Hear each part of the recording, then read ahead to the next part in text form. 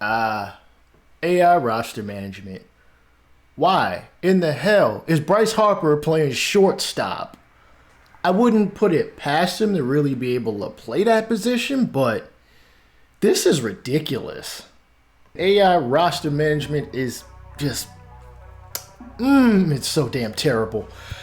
What I plan to do today is take a focused look at one team's specific moves throughout a year. I'm going to let the AI handle some stuff. I'm going to control maybe some other stuff. I'm going to let them draft. I'm going to let them scout. I'm just going to let them be. If they make a trade that I don't care for, I'm going to at least look at the trade so we can at least analyze it so that we get a better idea of what the AI is trying to do and if it even falls in line with what the team may want to do contract goal wise, yearly wise, that kind of. In MLB the Show, when you start a franchise, if you have GM contracts on, you can't negotiate it, but you are given 3 years in which to either improve the team or get them basically to their contract goal.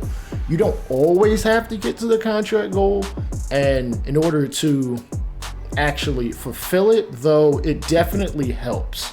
Via random number generation, I put team 1 and team 30 through the min-max, and I just let it roll. We ended with the 29th team, the Baltimore Orioles, which is actually a pretty good team to roll with in terms of a rebuild. If you want to rebuild a team, this is definitely a team that it is going to take a while before actual postseason team, but I am going to turn GM contracts off because, well, 3 years is not going to be enough for this team. They have teams like the Yankees, the Red Sox, the Rays, and the Blue Jays that they all have to contend with, and I think it's going to be a bit before they're able to really parse themselves out as a team that is a contender. I tried to do this where I did 30-team control, but I realized that trading is disabled, budgets are disabled, and the freaking injuries are all ignored, so I can't even take a look at all 30 teams.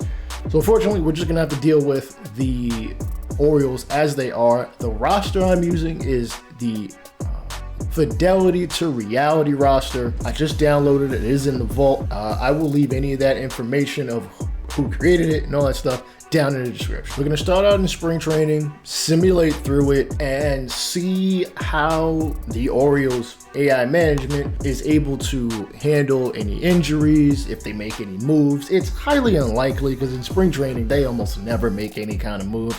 They just go through the roster with the 40-minute they have on there, and then we'll take a look at the roster breakdown, whether they waived anybody or anything of that nature to start the season. In spring training, you're able to go through contract management and, extend anybody you feel is worthy, in your opinion.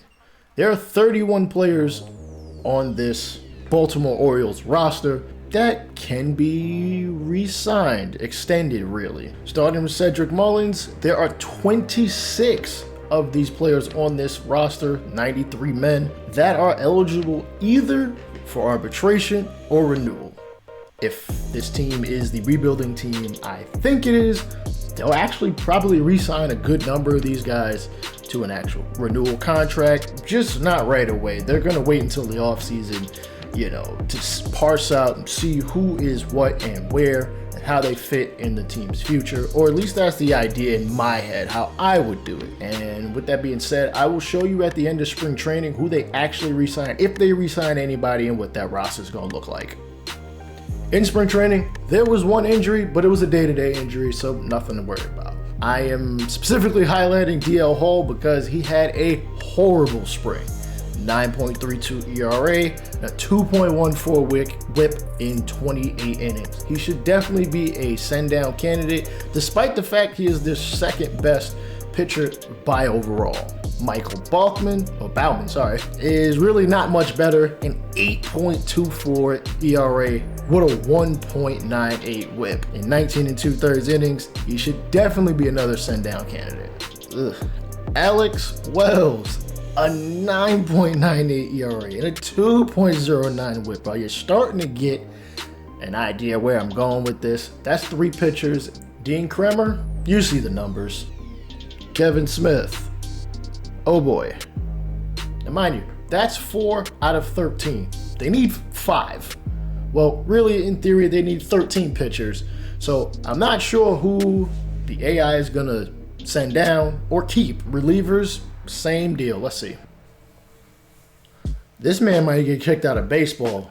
A 100 point. Oh my goodness. And a 12 whip. Yo. He's got to get sent down. I get he's the third. But granted, he only pitched a literal third of an inning. He got one out and probably, I don't know, give him a grand slam or some ridiculousness. And then gotten out. And for some reason, they only really used 3 of the 7 relievers they called on. Or that they called up. And they don't have a closer, which is really not here nor there. So let's see who ends up on the final roster.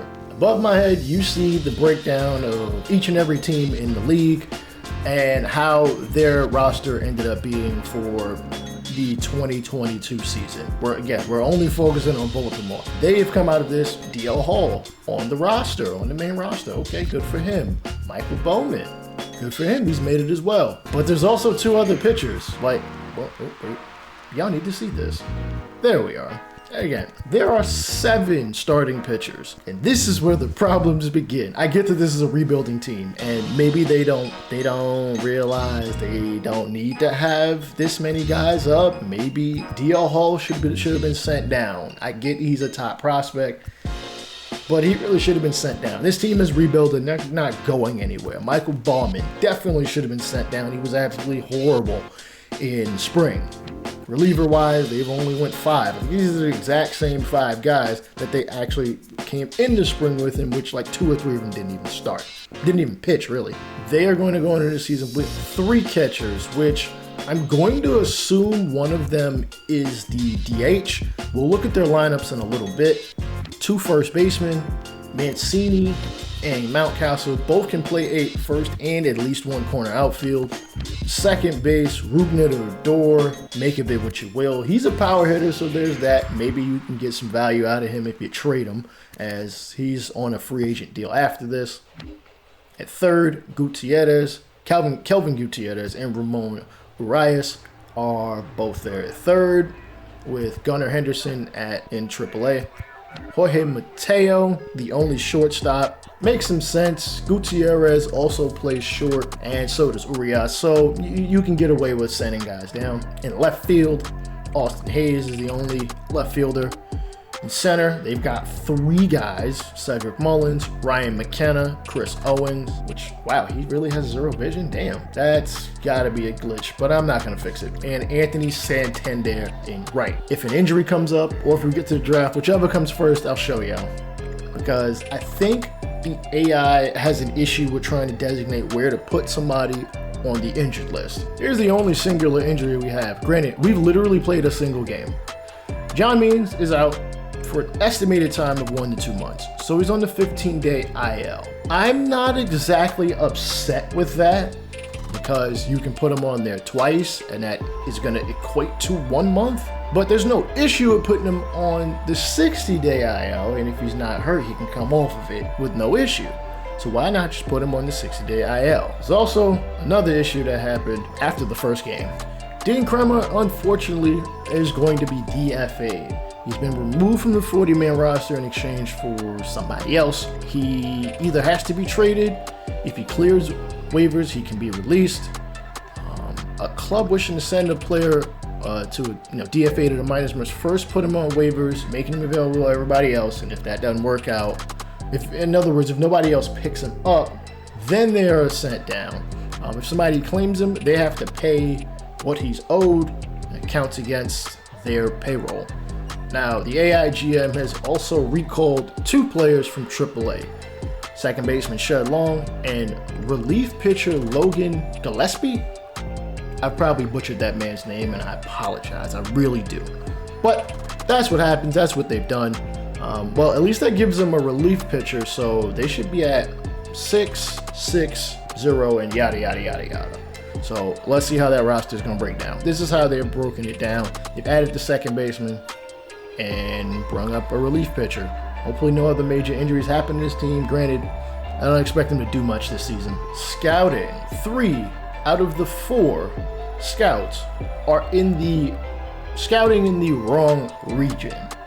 I say wrong because they should be searching for the pool of players throughout the region that they are just best at or they happen to be at. As you can see, pretty much all of these guys except Morris McMahon is efficient, so it shouldn't take them long.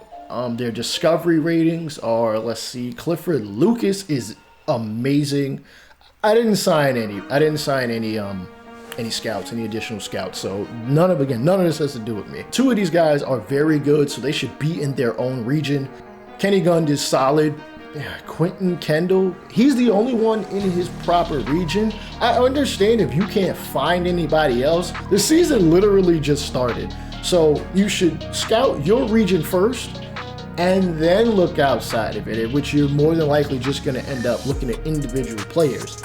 This is the AI. Don't worry, my camera's fine. I've simmed a week, and I have an issue with this lineup. Shed Long does hit righties a little bit better for contact, and Ruben Odor hits them a little better for power.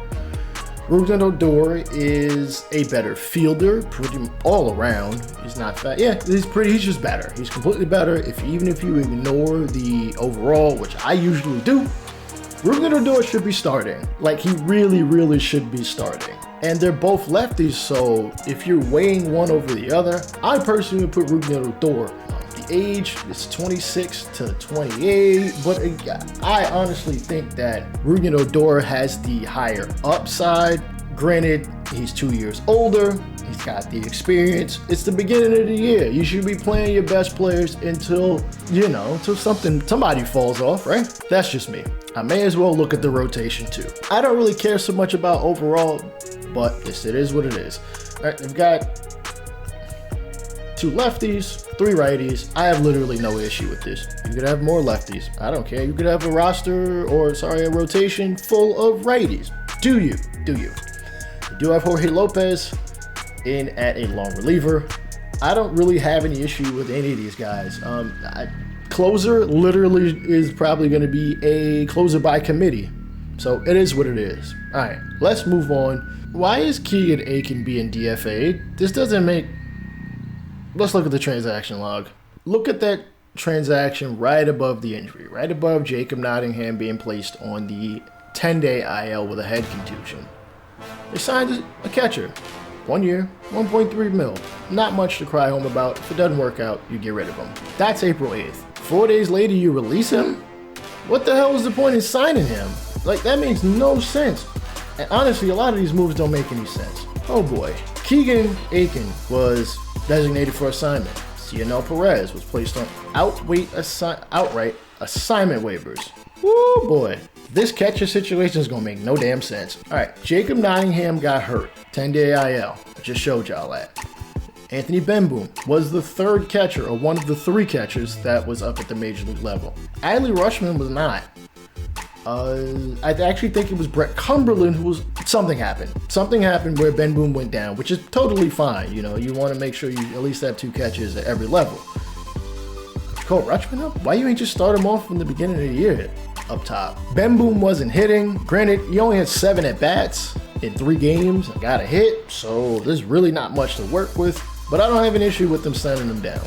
He just wasn't working. But the whole signing of Renee, and then 4 days later saying, yeah, we like to throw away money. That doesn't seem like the Oriole way. After waiving Cionel Perez, Seattle has taken advantage and will take the 25-year-old reliever, Cionel Perez. He was okay. Maybe he brings something to the table that the Mariners might want. I think he was at the major level and they decided, let's just send him down. Maybe he wasn't working out. Let's see. He's not on the 40-man, which makes sense. Baltimore took him off of theirs, so Seattle went to... I think they may have attempted to put him on and then just decided to use a minor league option. I am hereby confused. He is currently at AAA, and hopefully he plays or something. Maybe we can get a look and see how he did, because at the major league level, he did nothing. I don't know what's going on here. Highlighted is Brett Cumberland. His estimated injury time is 1 to 2 months. Why is he on the 10-day DL if you know for a fact he ain't coming back for at least a month? They're just gonna keep putting him on the 10-day DL over and over? Just send him down to the 60-day. Come on, man.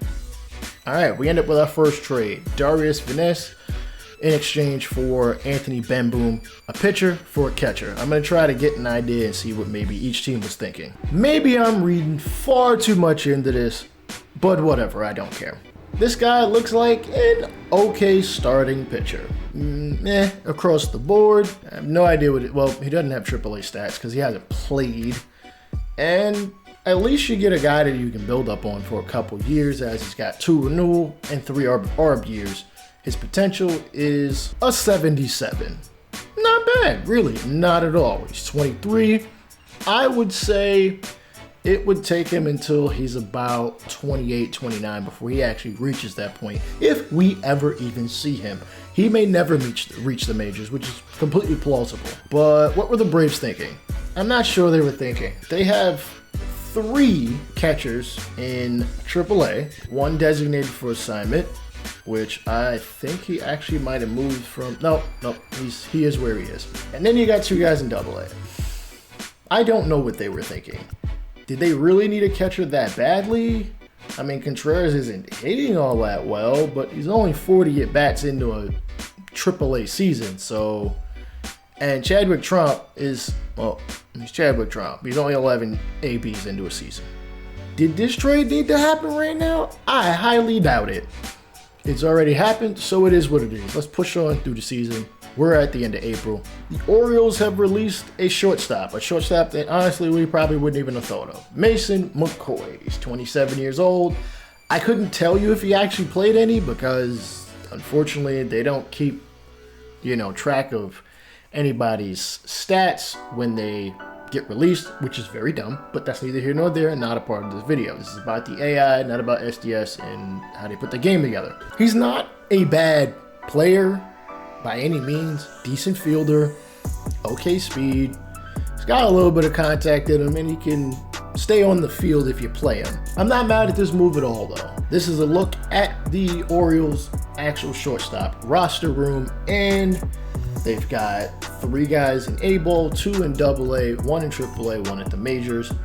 Maybe they just felt like they didn't need another shortstop, but they didn't go down in roster in total because I think they might have signed somebody. And to my left, nope, they just released him. They didn't sign anybody. Though Rene Rivera was re-signed. What in the fuck is going on? You released, oh my God, this game is so stupid. You signed him to a 1-year, $1.3 million contract in April. Fine, I got no issue with that. I've already stated. You released him 4 days later. That's very dumb. Then you turn right back around after activating, Brett Cumberland went down with an injury. Then you re-signed Rene Rivera. But did you even need to do this? This move probably didn't hurt to make, but come on. You already released the dude, then you signed him back. You could have just sent him to A-ball. I don't understand. I feel like they really needed to keep 93 men on the roster? You can go lower than that. I think you can go down to about 75, 77 and still be okay. It's asinine. It was ridiculous. I noticed something. I'm guessing they needed a 26 guy on the roster. Kyle Stowers actually got called up. I don't know what he did in whatever level he was at before, but I did notice that this team is now running with 5 outfielders. Stowers looks like a solid player if he can get contact and power against the ball, but his vision is just, oh my goodness, it is not there at all. Solid discipline and can field. He's not much of a runner. He plays left field. By the way, Trey Mancini is on the trade block, and it's April 29th. That's way too soon for you to be looking to get rid of somebody.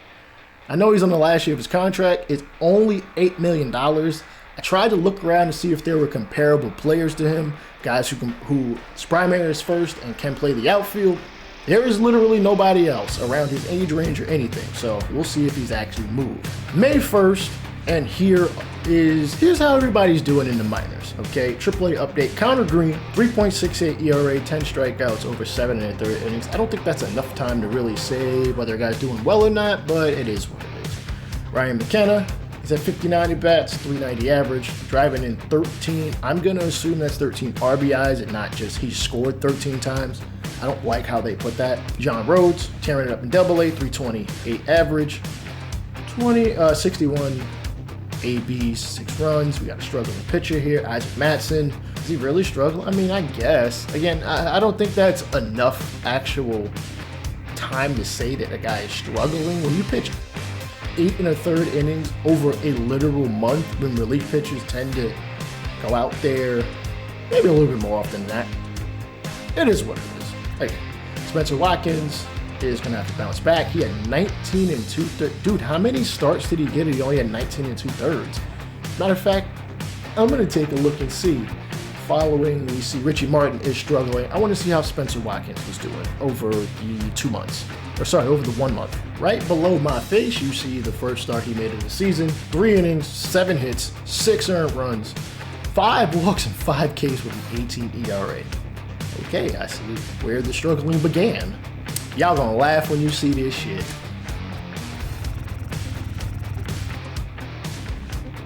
Right below me, they pitched him the next day. Why would you do that?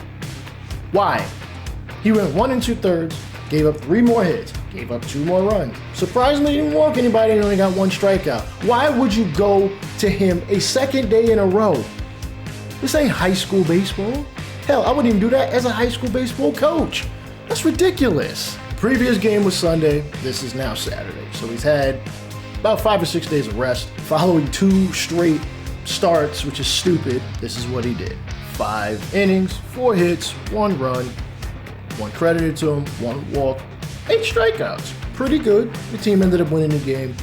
Not that wins are going to matter that much for these guys.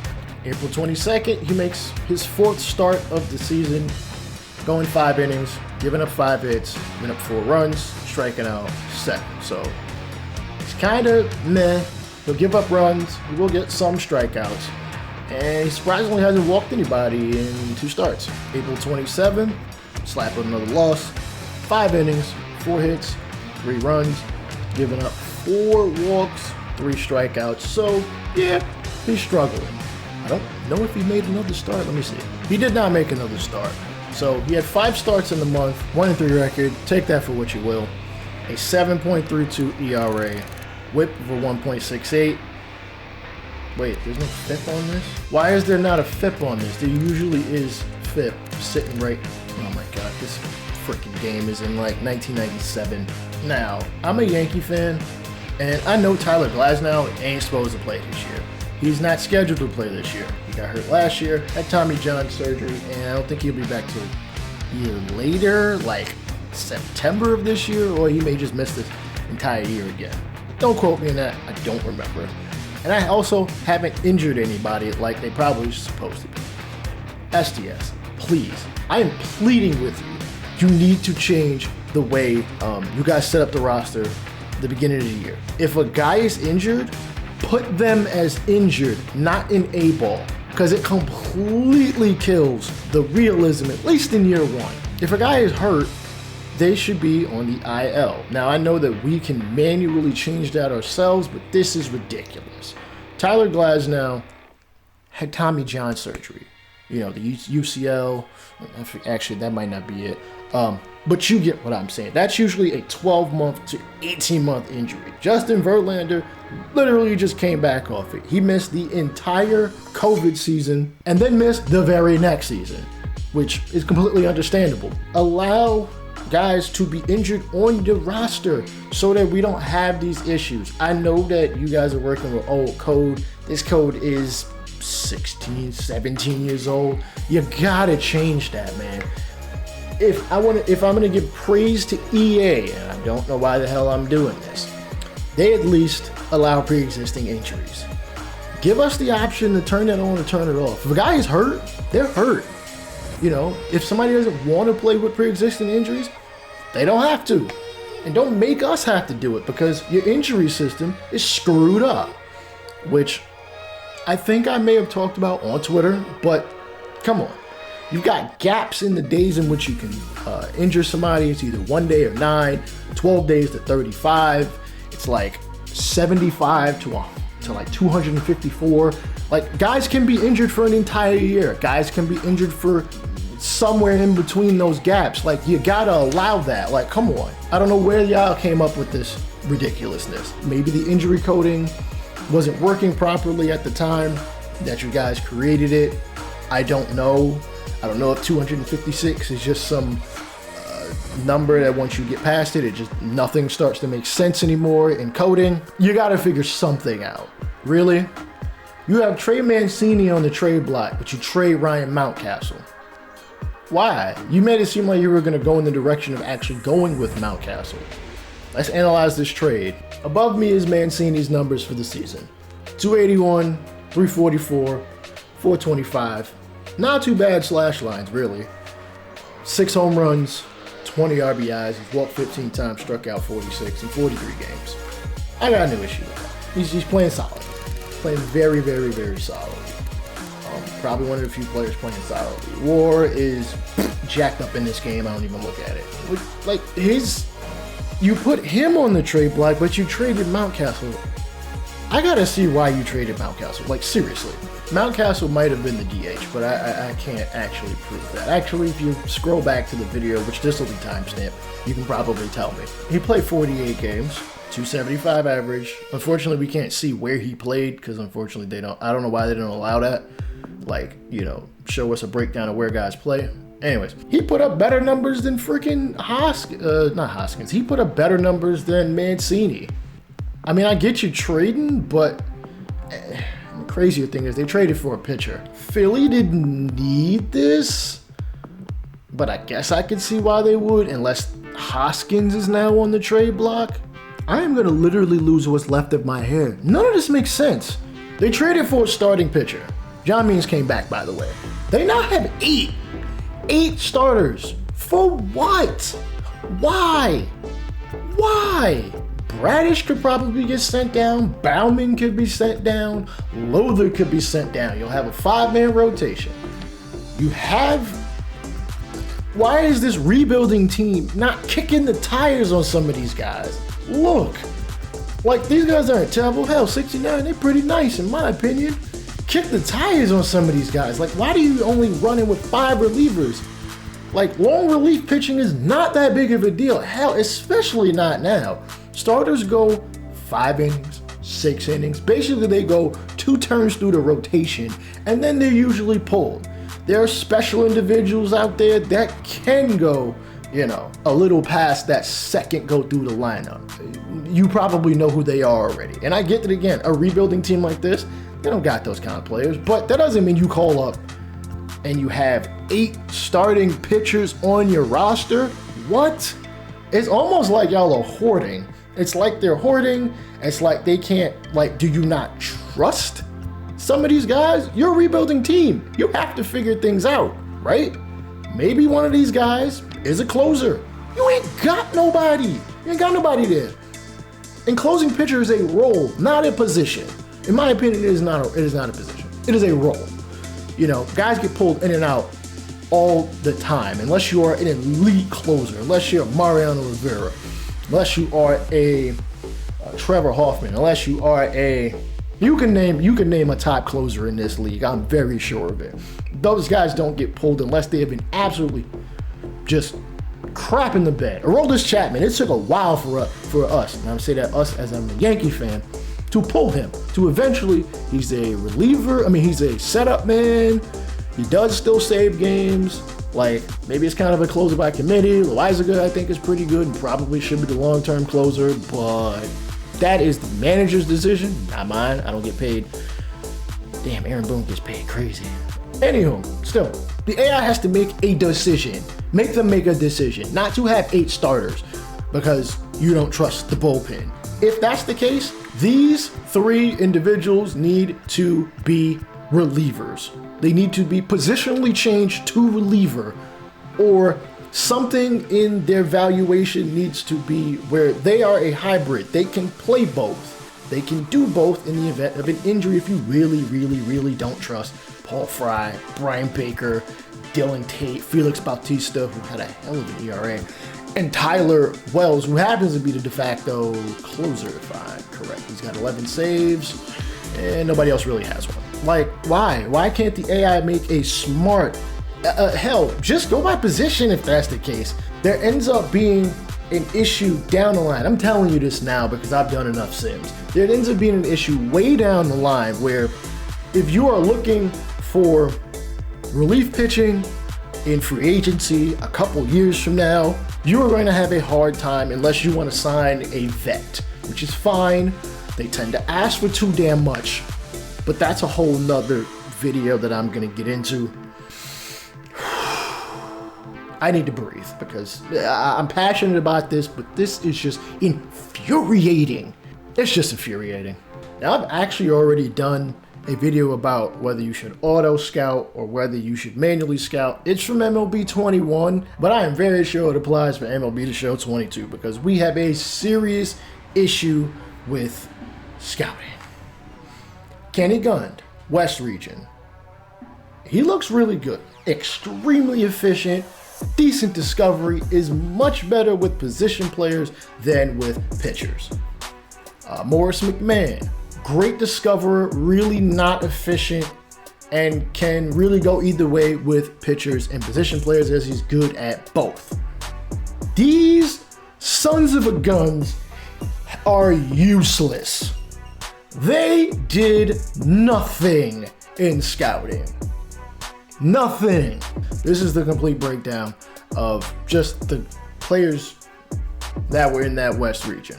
17 players in total that they scouted. 17 between two people because we don't know which is which because nobody has an individualized scouting report. And there were 3 starters, 2 greens, 1 yellow. Green means they've either 100% been actually scouted or they've been mostly scouted, mostly completely scouted. 2 relievers, 1 green, 1 yellow. 2 catchers that are 2 yellow. 1 first baseman that is green. 1 second baseman that is green. 1 third baseman that is green. 5 left fielders, same as before. 3 yellows, 2 reds, meaning they either didn't get enough scouting or they just didn't scout them at all. 2 right fielders, both of which are red. There were 5 blue chip greens, meaning these players you know all about them as they are. And then 5 yellows and 7 reds. There are 38 total greens in this draft by this said scouting team. 17 of them are blue chippers, so you already know them. Shouldn't you be looking elsewhere? Should you be looking at other places? And then of all 38 greens, 16 of them are from the Central region. None of our scouts have, I don't know if that's a specialty or where they're supposed to be scouting, and they dropped the ball, man. Like, you could have found more players, more pitchers, more position players. You know, you could have gone more in depth on a guy's scouting report, but that's not the case. Let's get to the draft. First pick in the draft was Adrian Caraballo. I like his pitch mix, 2-seam, splitter, curveball, changeup, not bad. For a reliever, first pick, ignore overall. I mean, I get his potential is there, but was he really worth the first pick in the draft? I mean, whatever. You don't hit neither. Oh yeah. Second pick was Stanley Atkinson. Beat potential, 49 overall. It is what it is. What did you see in him that, I mean, I didn't look at any of these prospects. I have no idea how good they were, at least scouted beforehand. So we're going to call that an L. Third round pick, Clinton Marquez. A little better. This guy doesn't give up home runs, though. I don't know how much home runs per 9 matters anymore, despite the fact it's still being in the game. I think they might have either nerfed what it's supposed to do, avoiding giving up home runs. I like the pitch mix. Granted, I probably like everybody's pitch mix, so I'm going to shut up talking about that. He's 19 years old, 55 overall, deep potential. Can he raise that potential up? Because I think 55 isn't terrible. Like, he can still be built up. But I think from what I know about this game is that potential literally controls everything. You could be playing well. You could have a deep potential. Your ratings are going to go down. It does not matter. Fourth round, we went with another reliever, Babe David. Oh my God, who the hell is paying these guys? I mean, whatever. 18 years old, so he's still got plenty of time to develop. I don't know how his ratings could go down any lower. 44 overall, jeez. He's a switch hitter, which means nothing in this day and age. of 2022.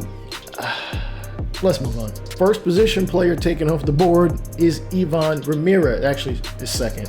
What am I kidding? The catcher was first.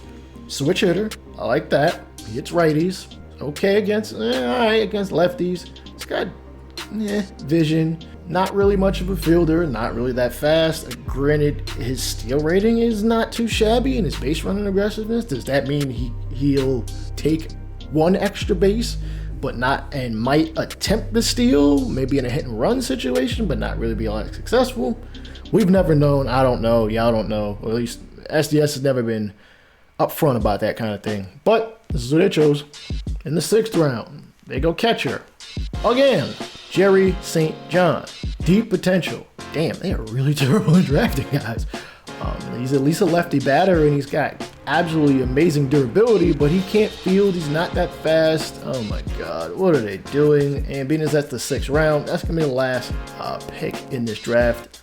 I'm going to simulate a day because only simulating one day will basically go through all of the draft pick signings because they sign who they want and then that's it. They don't even negotiate. All right.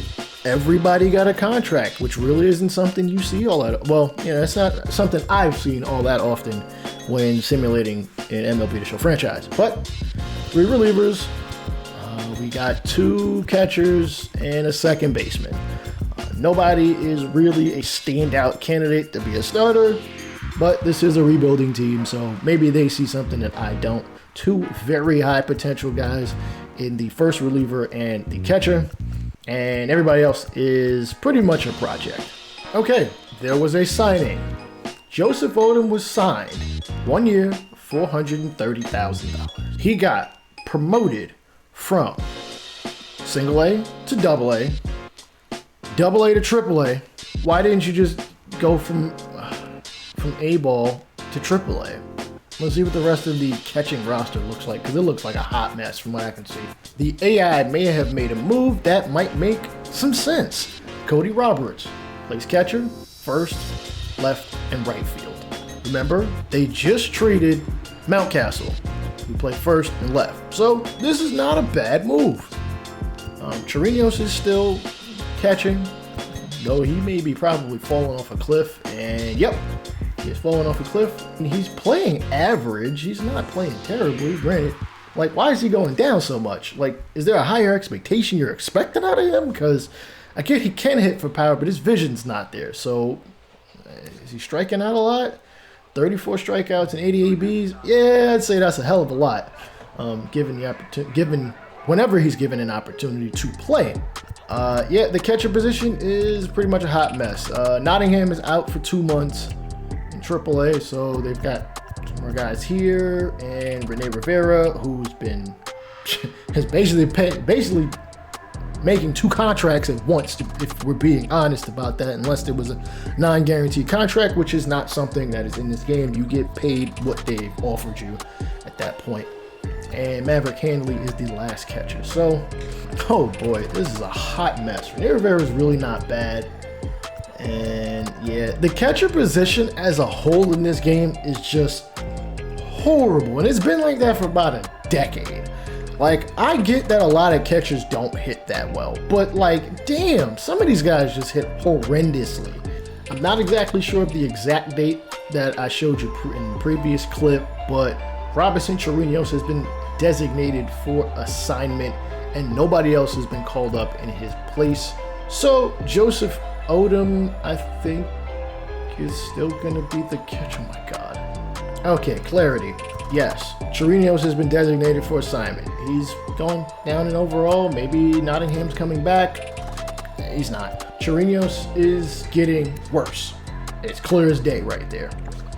Cody Roberts is a young player. That makes sense. That makes complete sense. Yeah, this guy's 37. Maybe, he's definitely not playing well. He's striking out in, 39.5% of his ABs. Yeah, send you behind down. Granted, he's got a whole career doing that, to be honest with you. Actually, it's gotten even worse since being in his last year in Texas and pretty much moving on from there. I'm going to say it again. Yo, you got guys out for freaking 2 months, at least 1 to 2 months. Put them on the 60-day. They can come back before if they're only out for a month. The hell's wrong with y'all? Don't even get me started on the All-Star voting. I'ma save that for another time. Robinson Chirinos is officially in AAA. But then they released Joseph Odom and then signed Jeff Mathis. Why would you sign Jeff Mathis? He's like the worst offensive catcher on the planet. I get he could play some defense, but if you could DH for him specifically, I would. Wait, he's not even on the roster. Did they sign him and then release him? What? Wow, if only I'd been paying better attention. You signed a man, a catcher, for the second time this season and have released him. Why bother? What the fuck are you doing? It's like y'all just doing stuff to do it. Why? Why? This is a rebuilding team. You're wasting money. And I'm not even talking budget yet. Budget is jacked up too, but for its own special spice of reasons, which once I get my information correctly from, MLB, I'm gonna touch on that in its own special video. Believe me. By the way, we just hit July. Oh my God! But we are not done yet. Ooh, we in July. Trades about to happen. Ooh, we about to get some real screwed up trades. Watch this. You hate to see it. A prospect coming up to the majors and he gets fucking usurped by a stupid trade. I get Miguel Cabrera is hurt, but you don't trade for CJ Cron. Come on, man. Really? Really? Really? I get it. CJ Cron is the better player. 32 years old. He's got 2 years left on a contract. Unless Torkelson is gonna be the DH, which I'm gonna need to look at the roster to see. He's below my face. Torkelson's on the bench. Victor Reyes is the DH. Okay, he's at least playing against lefties. I'll give him that. But if that's the case, you might as well send him down. I actually wonder what their record is. 6.5 games up in the division, 54 wins, which I wouldn't have expected from them. The White Sox are in 4th, the Twins are in 3rd, the Guardians are in 2nd, which, by the way, the Guardians made a trade with the Reds, and it's probably exactly what you think it is. 2021 NL Rookie of the Year was traded for Richie Palacios and Tobias Myers. And you wonder why we get mad about the trade logic. Like, why would the Reds even do that? They have no reason to trade India. Even if he's playing bad, he's under arbitration, or at least renewal and then arbitration. Don't get me wrong, Richie Palacios looks like a very solid player, even despite his potential. But I think they only did this because he's cheap. And that's a problem in its own right, but whatever. That's for the budgeting video. India wasn't playing horrendously. I mean, 259 is not ideal, but that's about average. He's drawing walks. I get he's striking out a lot. Got 10 steals. You've got control of his rights. Or you got a renewal year. You've got 3 ARB years. Maybe this was a mistake trying to figure out what the AI is doing, because it doesn't know what it's doing. Like, were you afraid you'd have to pay him a hell of a lot more in renewal? Figure this out. Like, did you think you were going to beat over the head in arbitration? Because actually, there's none of that in this game, unfortunately. Jonathan India, when he gets to arbitration, he'd probably get about 10 mil. I can't really speculate on that. But he'd get a decent chunk of change, especially if he's at least a good player. And he's a little worse than he was last year. But, I mean, this coming year, or this year. Why? Why y'all trade him? Oh, boy. Okay. Boston, running with 5 starters. Cool. No issue there. They have 5 relievers. That's 10. I think you know where this is going. Matt Strahm could be a good reliever. Why not have him? Michael Felice strikes guys out. Dan Altavilla strikes guys out and doesn't really give up too many hits. He throws hard as hell. No. Y'all want 3 freaking closers. 3. For what? For what? What do you gain out of that? Did you lose a reliever? You could have just called one up instead of wasting good prospects. Now, granted, Gallegos is damn good. Whitlock is okay. Wait, they traded for him, didn't they? Oh, no, they didn't. and Matt Barnes. Like, what is the purpose of this? This is ridiculous. This is why no team has closers after a while. Like, I could look at free agency right now. There's like maybe 10 of them. Not 10. There are 13 closers, and we don't have one. We don't have one. Why? We have like 8 starters, like 5 relievers. No closer. You could literally sign any of these guys off the street. Look, $70,000. Wouldn't have cost you much of anything. For a team that's not going anywhere, why not? Kick the tires. They're not bothering to kick the tires. Hell, you want to go younger? Here, get a Dean Malone. I know his potential ain't worth a damn, but you ain't gonna pay him much. And actually, he doesn't look too bad. Oh my goodness, like, come on, this guy could hold down the fort for a little bit or something. You at least give yourself an opportunity to eventually have a closer if he maybe gets to 60 overall or 65. You never know what he can do down in the lower levels. You don't give him a chance. You just sign a bunch of veterans or sign a bunch of starters, which freaking dominoes down into the lower levels where they have 5 and 6 and 7 starters and not enough relievers. Actually, 5 is fine, but 7 and 8 starters. It's like, what are y'all thinking? If you want to change a guy to relief pitcher, just freaking do it. Or, I mean, I get that pitching is pitching, but there's got to be something in place to make, some of these guys matter. I know relievers are usually a dime a dozen, but when you have a good one, you usually keep them, you usually pay them. You've got relievers left, right, and center as you keep going down in the years. Really not that far. You can probably get about 2 years in. And you'll have relievers asking to be closer. They're asking to be a closer. That shows that this is not a position, it is a role. If a starter asks to be an ace, we all know what an ace is. If a guy is okay being in rotation, okay, that's usually number 2, number 3, whatever. I get that morale doesn't play a role in this game anymore, but like, come on, man. Like, make it make sense on both sides, both when I use it and both when the AI uses it. AI should be using it pretty much, I want to say perfectly, without any issues. And a depth pitcher, a depth starting pitcher is usually a 4-5 guy, which is totally fine. Not everybody's going to be the ace. Not everybody's going to be that top level dude. Maybe a guy's just trying to hold on to the rest of their career. But again, I think I may be delving a little bit too much into morale. And this is about AI. Quick rant about All-Star voting. The CPU actually votes on. There are some really good guys here. Mike Mayers, killing it. 1.09 ERA.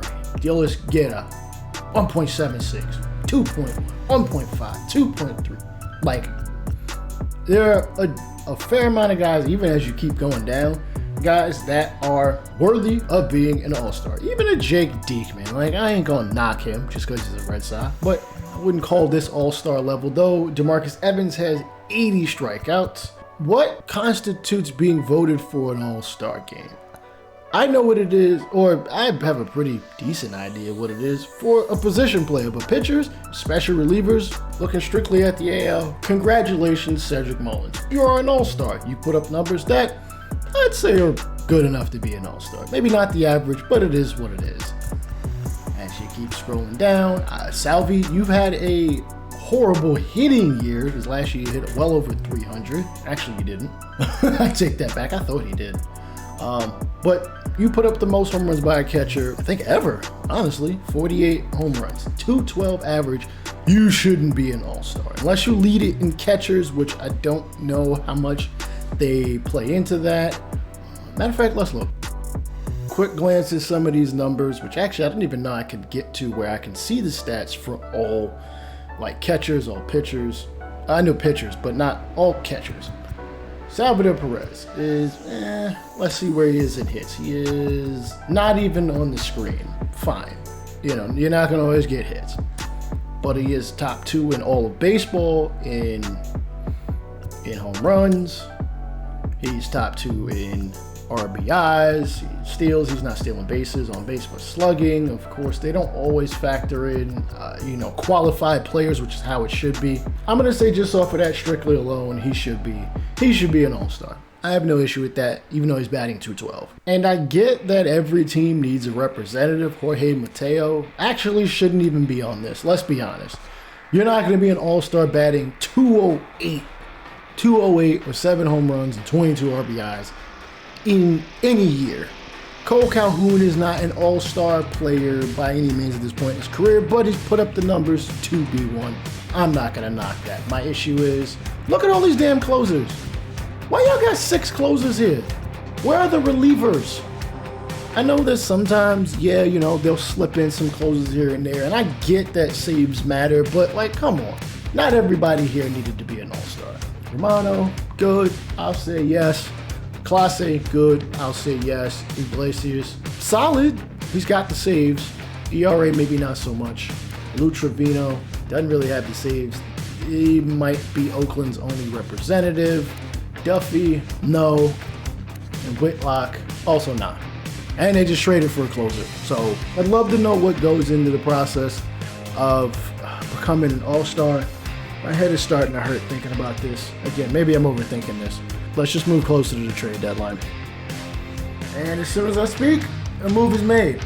We've traded, the Orioles, had traded for Jeter Downs for Anthony Santander. You couldn't get another player on top of that. Let's analyze. Santander is having a good season. So should he be traded? Maybe. I mean, he's 27 years old. You can make a case for them trading him. You know, he might be on pace for about 25 home runs and about 75 RBIs. Fine, trade him. Contract-wise, he's got another year arbitration. You could have held out a little while longer before you really made that move. To trade him, though, for Jeter Downs, who, I get it, the potential. Again, this is Fidelity to reality roster. So nothing is the same as the SDS roster. Whatever, it doesn't matter. The premise is still the same.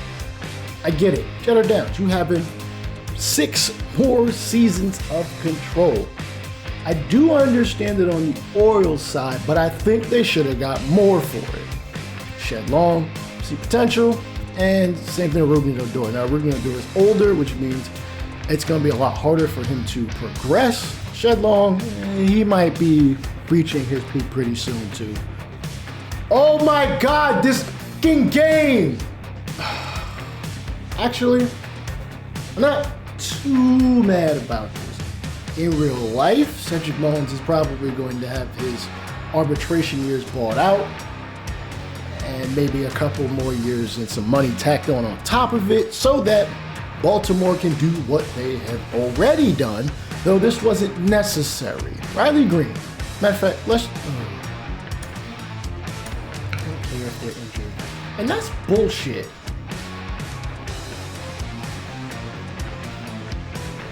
Daskin, who was literally just traded, is injured, but I can't trade him, but the AI can.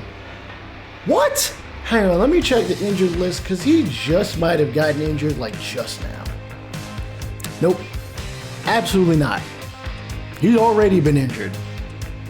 And yet, they traded him, but I can't trade him.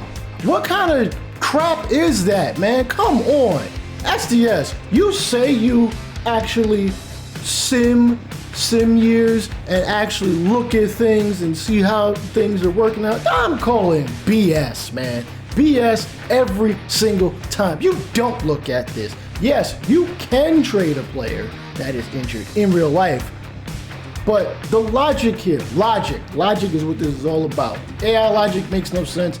Logic, like, if I traded him, I'd be in the wrong, but AI trades him, I'm in the right? Like, what?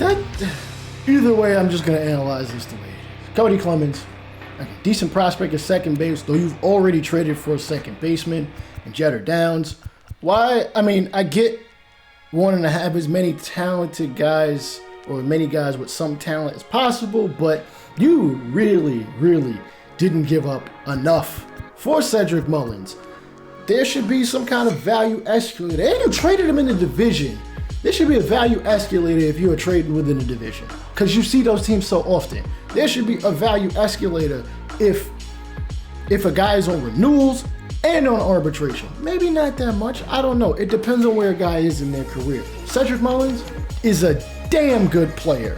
You should have to trade good enough value in order to get him. You should be getting guys with higher potential than C. You should be getting more.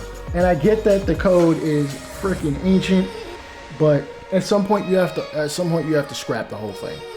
If you have to scrap it, then scrap it. I get that you are in the yearly releases. That's another issue.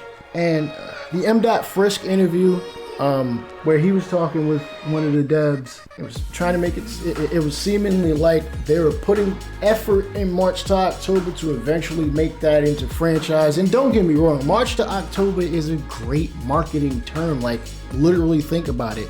It is, you are taking the journey on your team from March technically through November, but most of baseball's history was March to October.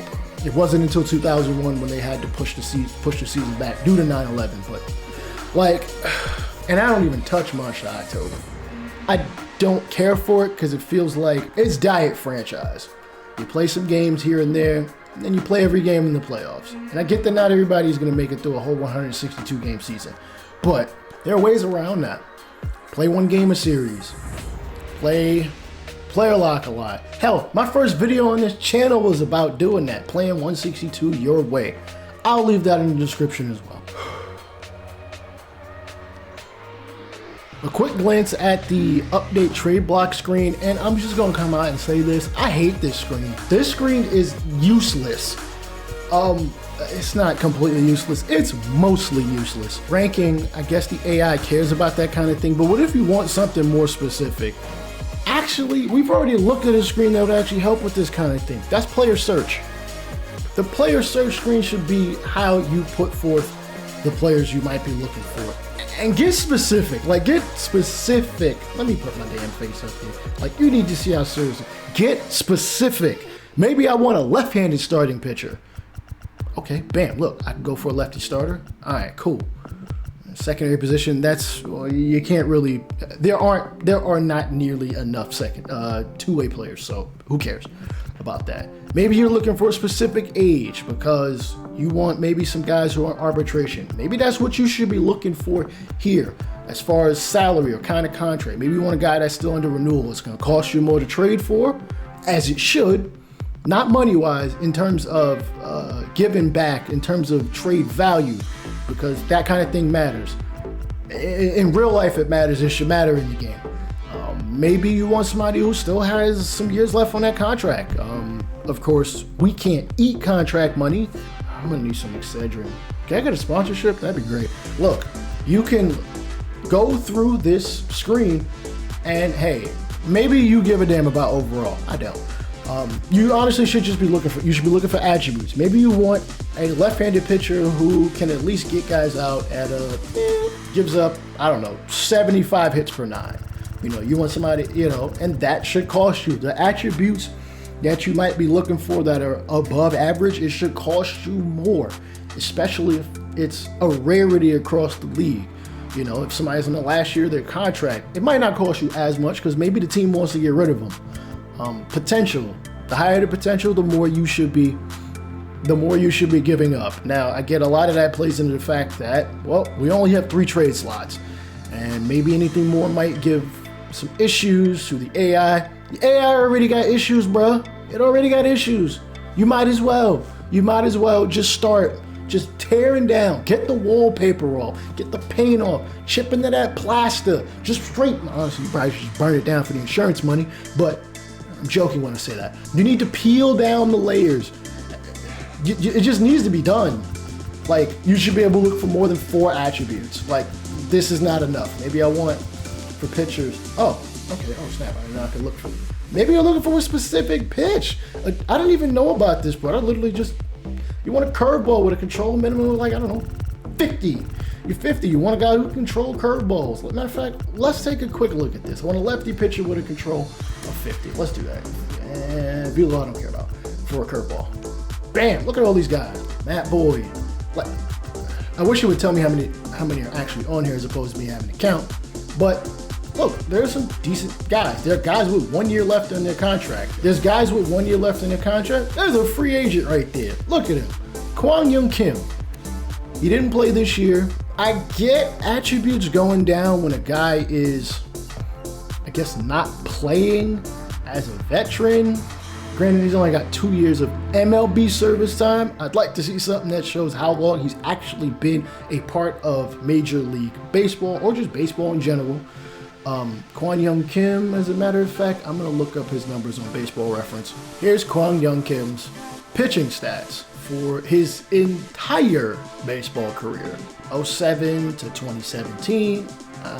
Don't think I'm going to look up where he played in 17. He may have been injured. Played 2018, played 2019. He is actually literally out of MLB baseball, so given this roster, I understand why he's not out of this. You know, once a roster's put out, it's put out. There are guys out there. Like, there should be a much better way to set up your trade block, as opposed to just, I want these positions. You can't go more than 5 positions. When you look at this screen, which I absolutely makes me disgusted. When I press L1, it should tell me position, not team. I don't care about the team. I literally do not care about where I'm trading to. When you pull them up on this trade block, it should show, hey, you're trading with this team. This is the player you're looking for. You can't see behind my big ass head, but there we are. The supposed trade value, because this guy should probably have more value than what he is, being as he is a young prospect, good in something. He's a good righty power hitter. He's got solid discipline, arm accuracy, most infielders are going to be able to get that ball to where it needs to be without a whole lot of issue. This should be by position. I should be able to go, all right, here are all the first basemen. Here are all the shortstops. Here are all the relief pitchers that teams are giving up. And I don't want them just giving them up because, one, they're in the last year of their contract. Now, not everybody in this sense ends up getting traded. And when I press square, or I believe on Xbox it's X, it should show me my roster, not their roster. I don't care about who they have on their roster. The AI should care about who they have on their roster. You know, that should determine the value of, maybe you are overloaded on shortstops. This team, the Red Sox, has 2, 4, 6 guys. Maybe they value Brainer Bonacci, something like that, whomever he is. That individual, they value him a little more because he's younger and should have more time to develop.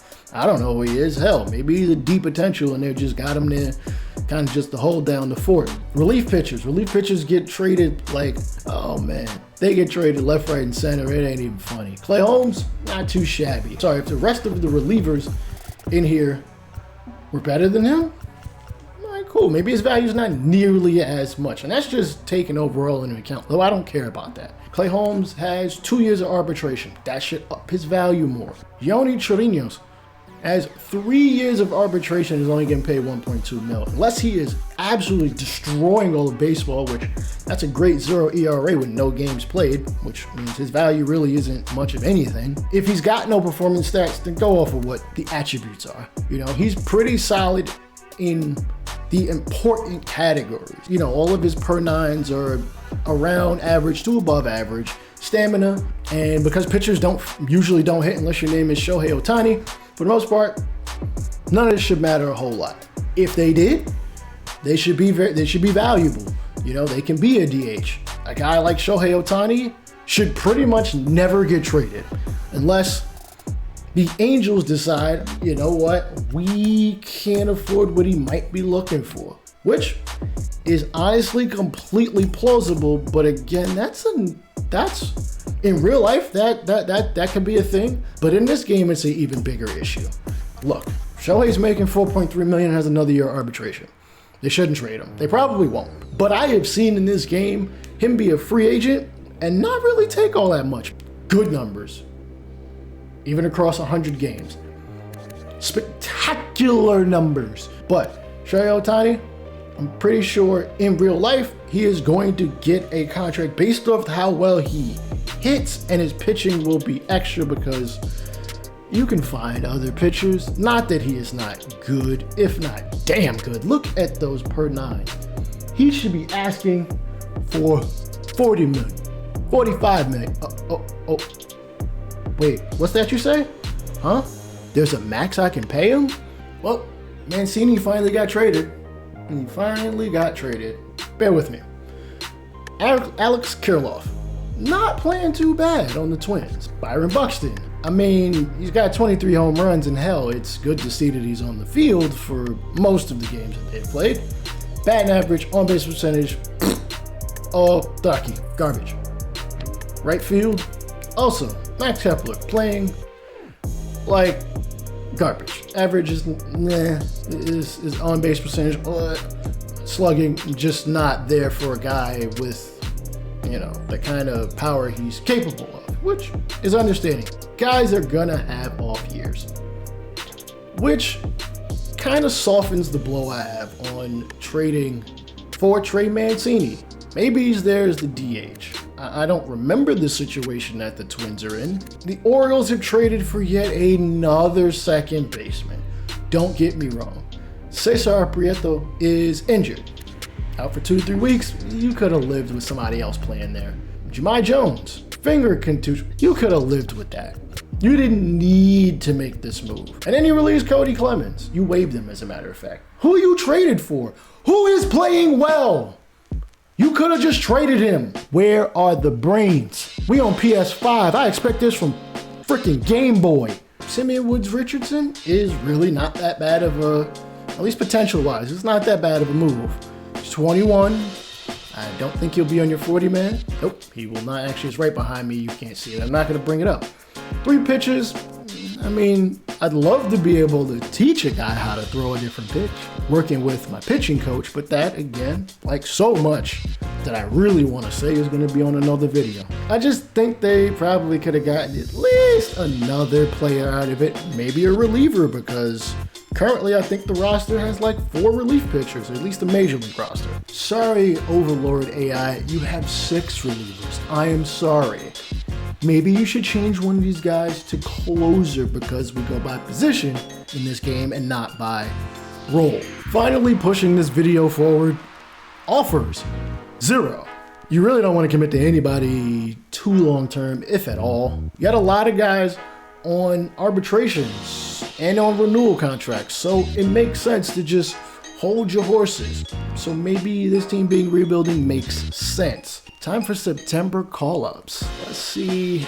First, let's see everybody that's eligible to be on it. And then we'll see who they actually call up. 40 roster spots, or 40 on the 40-man roster. Obviously, that means 14 individuals are eligible to be called up because they are on said roster as we hit September 1st, as they've expanded it to 28. Here are the individuals that are eligible that are not pitchers. Jeter Downs, Cody Roberts, Kyle Stauer, Terran Barbara, I probably said his name wrong, Brett Cumberland, Yusniel Diaz, Tyler Nevin, Toby Welk, and that's it. The reason why I mentioned the fact that no pitchers can be called up is because they've already hit their limit of 13. They called up a pitcher. I don't know how. I can't see how. There's no way, unless you actually can have 14 pitchers. I'm not understanding this. Alex Wells was called up. Kyle Stowers was called up. I kind of expected him to. And then some other guys got moved around to refill the spots left by those 2 individuals. Okay, maybe it's just me. I don't usually call up more than 13 pitchers, especially because I usually run with 5 starters. 5 starters, and however many equate to 13 between relievers and closers. I don't mind. I know I bitched about it earlier, and I don't mind having more closers because, I mean, if the relief pitchers aren't that good, all right, makes sense. Let those guys incubate down in the lower levels of baseball and let guys who are closers and look good actually do their thing. All right, we've officially ended this year, 77-85. Not good enough to make the postseason. The regular season has come to an end, like it should. On to some more important business. Free agent negotiations, exclusive free agents at that. The qualifying offer is 1 year, $18.8 million. It goes up a bit every year as you keep going. I'm not sure at what point it settles, but I know it goes up every year. And there are 3 guys who are considered qualified because they had major league service time that is not arbitration. Zach Eflin is a free agent as well, and Robinson Chirinos We'll see at the end of the exclusive free agent period if any of these guys are actually signed. One guy was given an offer, and that being Zach Eflin, a guy they traded for 1 year, $11.1 million. It's not the worst deal in the world. I mean, he's a, if not average, maybe above average starter, so this is okay. No one else was offered anything. Chirinos is not coming back, despite the fact he can still hit for some power. And despite the $11.1 million offer to Zach Eflin, he is going to become a free agent, and so will some other teammates. I don't know how the AI is going to choose their 40-man, but I think we should take a look at who's even eligible for the Rule 5 draft. Actually, no. There's a huge problem with this. There are, besides Daz Cameron coming up the injured list, 2 other individuals who have somehow signed a minor league deal before they weren't exclusive rights free agents. It's November 10th. They signed back on the 5th. How the hell was I supposed to know they even were like free agents like that? That makes no sense. Are you telling me that the AI is able to sign guys before the free agency period 1? Because if they can do it, I should be able to do it. Just like trading guys who are injured. Here's the Orioles 40-man roster, or at least these are the guys that they can lose. There's no way to look just on this screen as to who is Rule 5 eligible, because that would make sense, right? You have to go wait, I've already explained this in the 40-man roster video. It's down in the description. Beginning of the offseason roster is as such. We have 23 individuals on the active roster. 11 guys addition to those on the AAA roster and 3 in the AA roster. The breakdown by position, 5 starters. I would hope they wouldn't bother trying to sign anybody else as starter, but I know this game all too well. Believe me, they're going to sign more starting pitching, which is going to be stupid. 5 relievers, no closer, though, so closer should be something they should be looking for, even if they're not looking to have a major league closer. They can at least have somebody fill in the void. We'll see. First base, Adley Rutschman, Jacob Nottingham. Cool. You're probably good with those 2. Tyler Nevin is the only first baseman, and he technically has, I'm going to assume, 13 days of service time, but that was in 2021. He's got renewal time. It's actually not too shabby. Second base, they've got 3 individuals who seem to be fighting it out. Really 4 if you can include Taryn Favre, Jeter Downs, Jahmai Jones, and Shed Long. They could get better there without a problem. Then probably send one or both of these guys down, as Jones has 2 more options and Downs has 2 more options as well. Third base, Ramon Urias. I hope I'm saying his name right. Anyway, good contact. You see behind my head, it's in the 70s. Power. He's okay, against righties. He's a little better against lefties, though apparently it's going down. I wish in his stat line I could see how he batted against lefties to see if that's even a justified thing, but I can't. Vision definitely needs work. He's 28. Listen, this is a rebuilding team. I wouldn't be surprised if he gets, as you can see behind me, he's got a renewal year. He gets renewed. Maybe you sign a third baseman? I'm not sure. Kelvin Gutierrez is also on the 40-man, and somehow Toby Welk is. He wouldn't be on mine. I would, expose him to the waiver wire and leave him down there in AA as opposed to wasting his and everybody else's time by him being on the 40-man roster. I don't know. They have no major league shortstops at all. Jorge Mateo, anyways, he's looking like the current starting center fielder. Ryan McKenna has some say in that. Right field, it is now Riley Green, whom they traded for. 22 years old. Hopefully they don't trade him. Look, they've got 3 years of renewal, 3 years of arbitration. You can have this man until the age of 28. I think you should do so. I think he's going to be good. He's got 8 potential. As a matter of fact, what's the exact number? 94. I wish they would just show us it at some point. Like, I don't want to have to go on the edit player. we have a fair amount of guys who are arbitration eligible. Austin Hayes is literally the only one that's been offered thus far. We're only one day into the offseason. There are a lot of other guys that are here that probably should just be picked up because a rebuilding team, oh wow, 1, 2, 3, 4, 5, 6, 7, 8, 9, 10. 10 guys, arbitration eligible. This team should probably just pick them all up, move on to trying to find some more talent, either in the free agent pool, maybe making a trade, though it's kind of difficult to make trades because not every team has their guys signed or even have offers out, so it makes for an issue. Tender contracts. Okay, we've only got Tyler Nevin as Rushman, and a lot of other guys are considered signed. Contract renewable. Literally nobody has been offered. And nope, take that back. They see something in Tyler Nevin because he's a major league player. Other than that, nobody else is getting an offer. I don't understand this. Just throw the offers out there. If you don't want somebody, don't take them. Especially after a day. You take literally one day to sign all the draft picks. Why not just do the same here so that part is done, especially from the AI. That way, if they want to make moves, it makes things a lot smoother.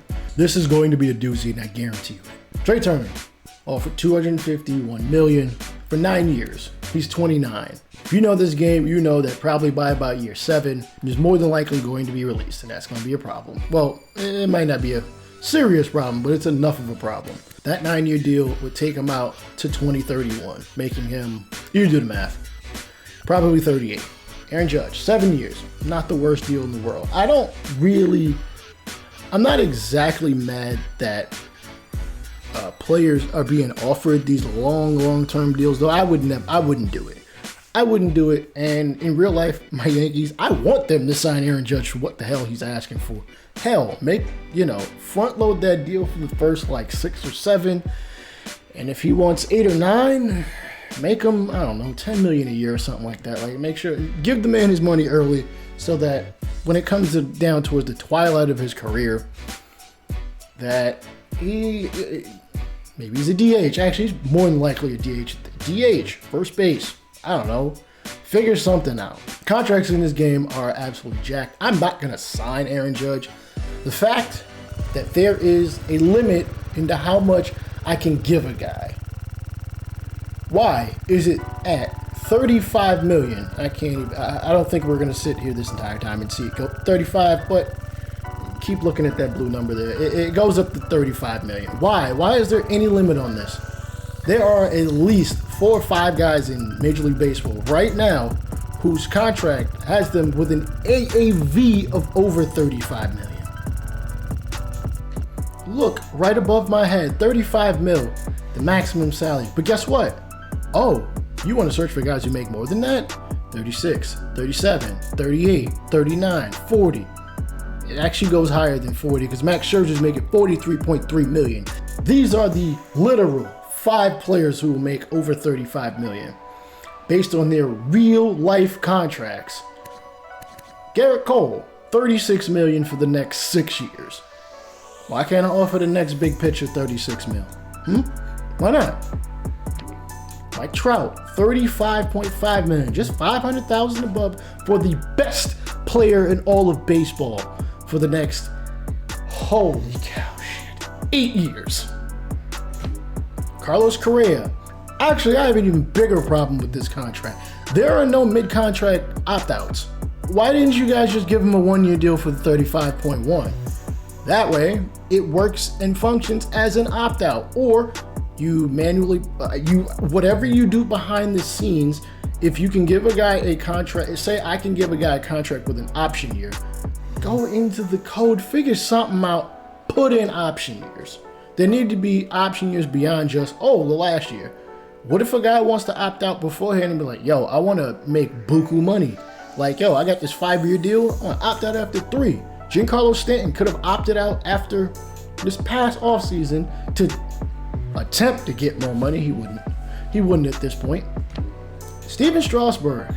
Actually, the bigger issue with this contract is it's actually too high because a lot of his money was actually deferred, but Deferred money is not a thing in this game because it would probably screw up the budget. Of course it would. And lastly, Max Scherzer, $43.3 million. You can't even remotely offer this in the game. No matter what you do, you can't front load, back load, nothing. You won't even get over the 35. You had to go into the code and actually put it in yourself. Didn't you, SDS? Of course you did. In baseball, there are two facts when it comes to this contract budgeting. One, there is no maximum. Two, there is no cap. Stop the games. Garrett, there's no cap. I suggest probably playing with budgets off if you're playing franchise. Otherwise, and try to be constrained about it if you can. You know, don't try to go out there. Granted, you're not going to be able to offer anybody more than $35 million. The players don't ask for more than $35 million. Actually, I think I may have run into a situation where a guy might have wanted more than $35 million. Literally nothing I can do about it. Also, a guy like Juan Soto in real life is wanting $500 million for like 12, 13 years. You can blame his agent for that. I can't give it to him. If a player thinks they're worth more than the money, just let him. I understand that we'd be in the wild, wild west of, yo, you can offer anybody whatever you want. Figure out some kind of way with the budget to where, A, you've been offering guys crazy money. Yo, you gotta make this money, or maybe the owner, I don't know, fires you or gives you an even harder goal to put out. Whatever. I'll put this out in the budget video. Like I said, damn it. All right. I think from here on out, I'm gonna basically just look at the transaction screen. I'll go from transaction screen to who is offered anything. If anybody's offered anything, I'll actually show you. If not, it is what it is. Adding more guys to the 40-man roster, it doesn't look like any of these guys are going to be added on, which, to be honest, I really wouldn't be I'm not too surprised by. These guys are either low overall, which I think the AI holds in like dear regard. They're really young and low overall, which, I mean, okay. You know, I don't think a team is going to scoop any of these guys up to put on their starting roster, though Drew Rom is a possibility for a team that might be really needy for starting pitching. As far as arbitration offers and such, John Means is actually offered a contract, 1 year, $3.5 million. Dylan Tate, 1 year, $1.1 million. And Austin Hayes has been here the entire time. They don't seem to be offering anybody arbitration. Maybe they wait until the very end of arbitration, which isn't too much further. We are at November 20th. It's like December the 2nd. And turns out they do purchase the contract with Drew Rom to ensure that he does not hit the Rule 5 draft. That doesn't mean he's on the active roster, but he can and probably will see some time up in spring training. Oh, Zach Eflin is getting some competition. Not by much. It's like $100,000 difference. The Yankees are looking to sign him. Wonder why. Not technically, but overall wise, Eflin is better than Cortez Jr. Though they already have 5 in the rotation, I'm not understanding this. Are you going to stick him in the minors? You've got 6 starters in AAA as of right now. You've got 6 starters in AA as of right now. Maybe they want to go 5 each. That would make more sense, but maybe I don't know. Maybe the AI does this as an insurance policy in case somebody gets hurt, but you do have guys options. You don't have to keep 6 starters. Relief pitching? Oh, good Lord. First off, where are your relievers? You have 3. 3. You might want to get on that and worry about that. Maybe that's why they want Zach Eflin. But that's a lot of money for a guy that's going to be a long reliever slash starter. In my opinion. I think we may have gotten our answer. They've offered arbitration to John Means, Austin Hayes, and Dylan Tate. Remember, those guys were sitting there and we were waiting. They were offered a 1-year deal, but they weren't arbitration deals. They were just a 1-year offer. Everybody else, though, these other 6 guys, they were not offered arbitration. Shed Long, Jorge Lopez, Paul Fry, Jorge Mateo, Laskins, and Gutierrez were all let go. They will all be free agents. Maybe somebody will pick them up. Who knows? To be honest, these arbitration offers aren't bad at all. I would expect the AI to be lowballing a lot more. These seem okay. I mean, we don't know who the arbiter is because we never know who the arbiter is. We also don't know what the player is looking for. It never tells me what the player is looking for. I can jump into the contract and let's take this example. John Means. He is being offered $3.5 million by the organization. What does he want in a deal? There is a huge issue with contracts in this game. He wants 5 years. Why does he want 5 years? We don't know. Everybody seems to want 5 years if they are given the option to sign anything pretty much longer than like a year. Like once you get past, like guys will just all ask for 5 years. It doesn't make sense for everybody's situation. John Means, maybe he should be asking for less years. Maybe he should be asking for 3 years. And as you can see, everybody is only motivated by money. But I will talk about that in a morale / maybe budget video. Anyway, he wants 5 years, 9.7 mil. I have run into this issue. As a matter of fact, I show it in the 40-man roster video that I have down in the description. I run into an issue where you can offer this guy 5 years, $48.5 million. He will not take it. But if you didn't offer him arbitration, they walk. I could be offering you 10 times the money in a offered contract as opposed to arbitration, and you just reject it? That doesn't make any sense in the world. At least I'd be understanding if there was some reasoning, but also, the ideal salary guy, get rid of that, man. Get rid of that. Don't tell me what I should be paying a guy. I should have some kind of challenge as to how much I'm paying him. If they want more money, they should ask for more money in different years, or maybe we should have these contracts structured differently. Just my saying. Hey, we signed a free agent, but it ain't who you think it was, or really anybody in general that anybody would know. Israel Gomez is looking like he's going to be in AAA. He's a B potential, 20 years old, lefty batter, first baseman. Not a bad pickup at all. I don't know why his attributes would be going down. Even at a young age, you still have talent. You shouldn't just be, first off, nobody should be automatically going down. Nobody should be automatically going up just because of your potential. If he hasn't played, sure. He should lose maybe one or, these 3 points aren't the worst in the world. All right after jumping out of that screen, the Red Sox trade a relief pitcher to the Orioles in exchange for a first baseman. I like this move because, well, we need relievers, right? We can't just have we can have 6 and 7 starters. Let's look at the deal. This deal is terrible. I get that Roger Wilga is 18 years old and can be a C potential. John Schreiber is 29 years old, C potential, 71 overall. This guy is at least a decent middle reliever. Like, why is he getting traded for? Oh, actually, this guy ain't half bad. But why did you immediately just give up on him for a reliever? Maybe this is a bit of give and take. I am not sure. Looking at the first base situation, it really wasn't. You could have kept Wilga. He could have been in AA. Hell, he could have been in single A. You could have just, again, this is a rebuilding team. I mean, he's not going to help your fortunes.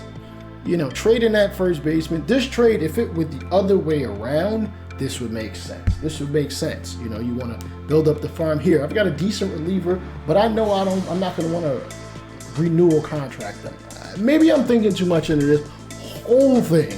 Maybe I'm giving the AI, it should be way smarter, too much damn credit. But I want to be playing a smarter game. Shouldn't you want to be playing a smarter game? A game that thinks and maybe thinks ahead? It doesn't have to think 10 years out down the line. Hell, it don't have to think more than a couple years down the line. A rebuild is not a rebuild in one single year. A rebuild is a several year process. You might get lucky in free agency. You might get lucky in the draft with prospects and guys that can play their ass off, guys that are the type of prospects we basically almost never see in said MLB the Show draft, despite the fact potentials tend to be really high. I just want to think in game. Don't get me wrong. I like Josh Bell. Like, I really do. Washington's offering him more money. They aren't in a much better situation than, say, the Orioles. Both teams are offering 2-year deals. We don't know if there's an option. There should be way more to this than just interest level. Let's see. Josh Bell, he hit 30 home runs last year. Why is he settling for a meager deal like $4.5 million, maybe? A little over 4.5, more like $4.7 million. He should be trying to get a little more than that per year. Don't you agree? He can hit against righties. I'm sure that is the bulk of his value in terms of overall. He should probably be looking for like at least a little more than that, more than a couple million. I mean, I know the average player makes about $4 million when you factor in just a 26-man roster. $7 million, $8 million. This team has a hell of a lot of surplus. Not as much as I think they should, but they have enough. You know, if the Orioles wanted to spend like crazy and go over the CBT, they should be allowed to do that. It is the day after Cyber Monday, and I don't think the AI really wants to sign anybody. Either that or they're just waiting until the last possible minute. Tyler Wells, who I didn't even know they had. Oh wow, they have had him the entire time. I think he's probably homegrown. I'm pretty sure of it. All right, 46 saves last season. That's a good number. He had a .94 ERA. He should be asking to be the closer. You know, if players actually asked for stuff. He's got good attributes. 39 stamina. You know, that should mean he should go at least 2, probably 3 innings, in my opinion. He's got high hit per 9, high walks per 9. His K per 9 is rather a little average, but that is okay. I can't press R3 like I can in Diamond Dynasty to see what is up with the rest of his pitching repertoire. I can't see each individual pitcher's velo. I can't see each individual pitcher's control. I can't see each individual pitcher's break. But Diamond Dynasty gets that, doesn't they? Ooh, yeah. Gotta feed the moneymaker, don't we? Damn, I didn't know he was 6'8", 255. Bruh, I think the Ravens need a defensive end. There are 67 players with a renewable contract, or at least with the option of a renewable contract. There are 2 offers. 2 out of 67 guys were signed, or at least offered a contract. 2 out of 67, at least that remain actually. You know what that amounts to? 2.98%. 3%. What the hell are y'all waiting for? Y'all should be you should be signing these young guys, maybe trying to find some vets to fill in some spots if they feel like, you know, these guys that are in the minors, like, let's just look at these position by position. Listen, these guys are decent. Some of these guys are older. It is what it is. If you don't think any of them are ready, maybe sign some old veterans or something to hold down the fort, or kick the tires. Tyler Wells was offered a contract. That's fine. I got no problem with that. Garrett Clevenger. They're probably the best 2 relievers. They are the best 2 relievers this team has. Just give them renewable contracts, bro. To like, if not most of them, all of them. Yes, even the D potentials. Closers. You don't have a closer. Y'all don't seem to give a damn about closers, so it is what it is. Catcher. You should probably resign, if not all. Even Jacob Nottingham with the mistaken, extremely low vision. My vision is worse than his. It's okay, bro. You're still a major league player. Or can be. First base, nobody. Second base, you should probably resign it most, if not all, these guys. Matter of fact, you attempted to waive Cody Clemens, but he passed through waivers. Nobody else wanted him. That's fine. Shoot, I hope he wouldn't feel some kind of way. Maybe he does, and he wants a little bit more money for emotional disturbance. Whatever, it is what it is, bro. Third base, Ramon Urias was good. Look, above my head, 70s contact, 50s, 60s power. I get his vision ain't that great, but damn, you gotta give him something. He should be looking for at least a 2-year deal, if not a pretty decent renewable contract. Decent. It don't have to be much. It could be the league minimum, which should be, I think, a little over $700,000. That should be not a problem for a team like the Orioles. You also got him for 3 more ARB years. You could buy out those 4 years in general and then trade him. Trade him to get more prospects. That sounds like a rebuilding team thing to do. Shortstop, you should probably re-sign most of these guys. Even Mike Hernandez, who is 19 years old but has a good to high potential. I know that he doesn't have much there, but you give him enough time, he should at least be a decent player. Some of these other dudes, John Rhodes, he's 22. Give the man a chance. Sign him a renewal, bro. It don't cost that much. It really is not going to run you that much, at least not in this game. Hell, not in real life either. Actually, you could probably offer him less in real life than you do now. Center field. You got Ryan McKenna. I think there was a glitch on somebody. Yeah, whoever created this roster, there's a little bit of a glitch. It's fine. You should still be re-signing this guy, even with a 2 vision. Listen, you don't have a whole lot sitting there in the minors. Just re-sign him. You're not gonna call up none of these other guys. Reed Tremble's 22. You're not gonna call him up right away. DJ Stewart definitely should be re-signed. He hits righties. He's at least a righty power bat as a DH. Yusniel Diaz, sign him. You know what? I like his stance. He looked like he's ready to play. That's neither here nor there, but no, he's a decent player. Like, you could re-sign him. Hell, call him up. If you don't think Colton Cowser is ready, he's getting there. Kurtstad, I hope I didn't butcher that. He can hit righties, needs some help with lefties, but he's a lefty batter, so you technically should be having the advantage against righties, unless you stink. Like, there's guys here, man. There's guys here you can at least attempt to build on, and you get another year to look at them.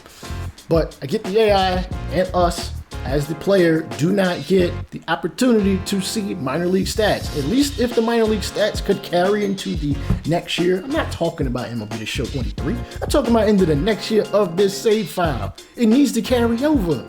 I need to be able to know whether a guy is getting better, by stats, because we don't have a player progression screen anymore. I want to know if a guy is getting better. I'd love to see bit of a training report, but I save that for another day. That's for when I talk about training. Clevenger comes back, 590.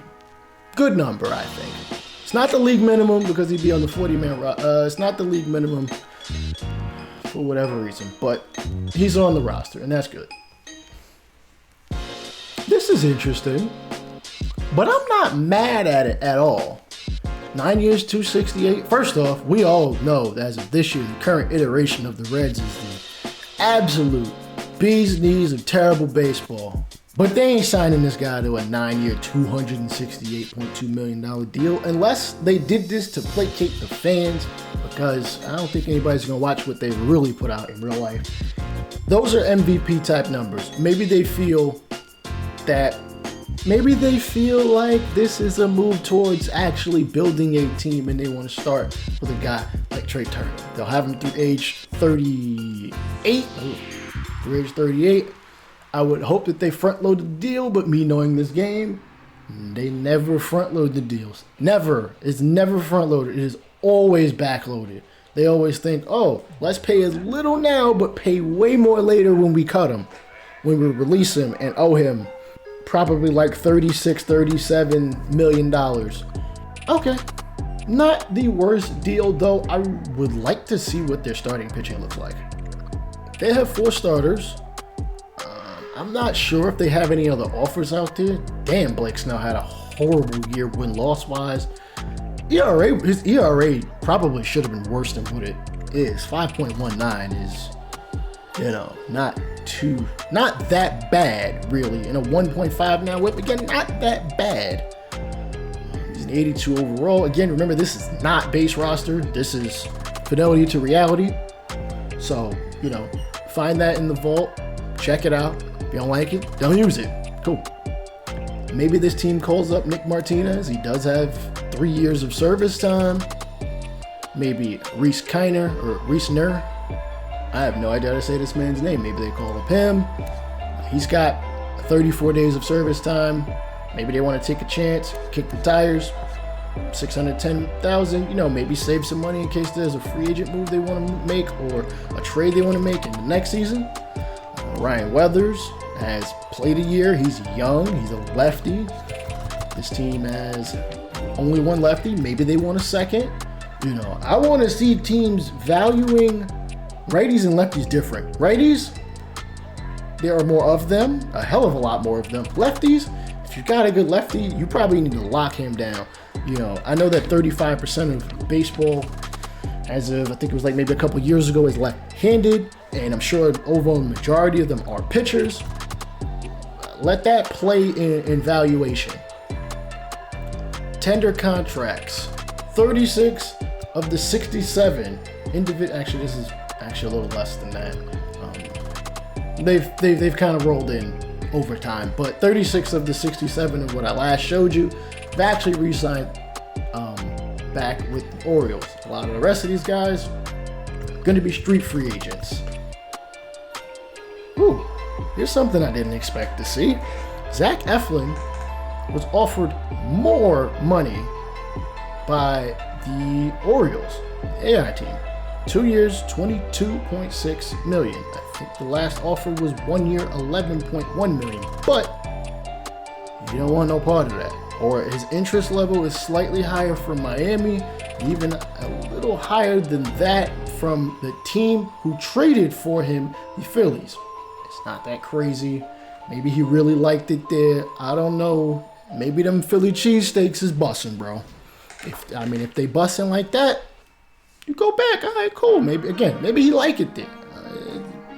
I don't blame him. Josh Bell still hasn't budged. He wants to come here. If he's looking for strictly money, he should go to Washington or go back to Washington. But 30 home runs and 92 RBIs, maybe he just likes the area. Remember, he played in Washington. He is liking the deal from us thus far. If that changes, I'll let y'all know. It's December 2nd, and if we sign anybody, cool. If not, it's on to the Rule 5. Another interdivisional trade that just doesn't make sense. Matt Chapman was traded to the Rays in exchange for Vidal Brujan and Josh Lowe. Maybe this is a platoon thing. Chapman is the better defender, ain't no doubt about that. Matt hits better against, actually it's better against lefties. Diaz hits for contact better than lefties and has better vision. Matt Chapman hits for power better against righties. He's more than likely the starter. It also factors into the fact that he's just a better defensive player and just a tad bit younger. On the last year of his deal, $12.5 million, Yandy Diaz has 2 more arbitration years. This was not a necessary move. In my eyes, it wasn't necessary, though. Diaz can move around first, second, third, all outfield spots. Maybe that's the route they're going. Second base, Brandon Lau can play against righties, against lefties. You can play him. It's not the worst idea in the world. Just know he's not going to make the best of contact. G-Man Choi can hit righties, does not hit lefties all that well. Again, maybe Diaz is going to play there. Randy Arozarena is going to hold down the fort against lefties, bar none. He's also faster. I think he's a slightly better defender, not by much. He's also a year younger. Righties, Arozarena's fine. You can get away with batting him against righties. Kevin Kiermaier, contact against lefties is basically defense and speed. That's really about it. Brett Phillips has some power against righties. This looks like a screw up somehow. He's got 2 vision, but he is also a great defender. He's probably, one of these 2 is the center fielder, and the other one's probably the right fielder. And look over here, Manuel Margot. Okay, Yandy Diaz might be DHing. Maybe that's the route they're going. Let's see what Toronto's got. Vidal Brujan, switch hitter. Maybe that played into his value. I'd like to see that play into value. And Kevin Biggio, lefty. Okay, he's got 99 discipline for whatever that matters in this game anymore. 230. He didn't have the best of years, to be honest with you. Brujan didn't really either. Maybe this is a platoon switch. Maybe they'll just go back and forth. against whomever they play best against. Josh Lowe by no means is going to usurp George Springer. George Springer's got that. He's meh with the bat. I mean, he's averaging contact and power. His vision is... he's got a strong arm. He's got some speed. He's not taking over Lourdes Gurriel, who's more likely to DH, though he can fire a rocket from his arm in the outfield, as well as play second and third. Though his fielding isn't that great. Raimel Tapia, contact guy. Good guy to have on the roster, believe me. Teoscar Hernandez. Seems pretty good all around. Decent fielder, he's got some speed, can hit for power, can hit for contact. These ratings are different than in the Northern Lights series, which is on this channel too. I'm not exactly understanding this. Right before the Rule 5, I just thought I'd give you guys a roster breakdown. 4 starters, 4 relievers, still no closer, 2 catchers, 1 Major League first baseman, 2 Major League second baseman. Urias plays third. Shortstop, we don't have anybody at the moment. Austin Hayes, Kyle Stauer, Daz Cameron, Ryan McKenna, and Riley Green is in right field. That means there are 7 Rule 5 roster spots. Maybe we fill them all in this draft. I kind of hope we don't. And when Zach Eflin signed with the Marlins, that was the middle deal, at least in interest. Maybe he saw an opportunity to pitch more, though he got 32 starts last year between 2 teams. He is getting 11.6 mil. I'm not sure if he looked for the money or the opportunity. I'm going to look at Miami real quick before we get to the Rule 5. OMFG. 1, 2, 3, 4, 5, 6, 7, 8, 9. 9 starting pitchers. Granted, you can go into spring training with like 20 pitchers if you want to. Why? Why are they not like, this doesn't make any sense in the world. Sixto Sanchez is their 8th best by overall pitcher. Are you kidding me? Like, did y'all sign a whole bunch of starters? Matter of fact, I'm gonna look and see. Okay, in all reality, they have 7, and 2 of these guys are Pablo Lopez is arbitration, and so is Trevor Rogers. Like, do they not recognize that they've got guys in arbitration? Is this why they felt, oh, we need to fill the roster in case they don't sign it? Arbitration means they basically coming back, bro. Like, why are you worried about, yo, we might not have enough pitchers? Because you don't understand the value of the relief pitcher. 2, 3, 4, 5. They have 6 relievers right now they have 6, and actually 2 of them are out of contract. They are Cole Sussler, who is arbitration eligible. Oh my God. Both of these dudes is arbitration eligible. Why are y'all doing this to yourself? Y'all set yourselves up for disaster. All right, we do pick up a reliever in the first, pick up a second baseman in the second, pick up a first baseman in the third, and that is it. I think this is going to cause a problem. Let me see. We got reliever, which we needed. I've got no problem. John Curtis, solid reliever. You can't see his fielding. Yeah, I don't really care that much. Yeah, solid reliever. I got no issue with this. Only paying him $640. It's all good.